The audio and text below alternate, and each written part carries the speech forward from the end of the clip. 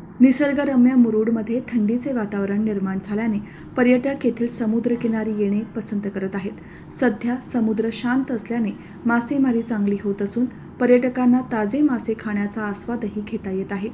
दिवाळीपासून पर्यटन हंगाम सुरू झाला खरा, पण पाऊस पडत असल्याने पर्यटकांचा हिरमोड झाला होता। त्यातच खराब हवामानामुळे जंजिरा किल्लाही बंद ठेवण्यात आला होता।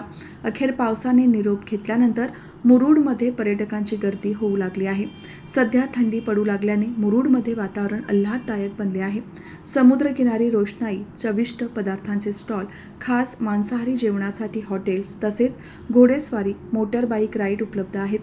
नगरपालिकेने समुद्रकिनारी असलेल्या विश्राम धाम बागेचे नूतनीकरण केले आहे। पार्किंग झाल्याने पर्यटक गाडी पार्क करून समुद्र स्नानाचा आनंद घेऊ शकतात। शिवाय मुरुडपासून जवळच असणारे गारंबी धरण, कुडे मांदाडलेणी, खोकरी घुमट, दत्त मंदिर येथेही फिरायला जातात। एकंदर नव्या हंगामात पर्यटकांसाठी मुरुड तालुका सज्ज झाला आहे।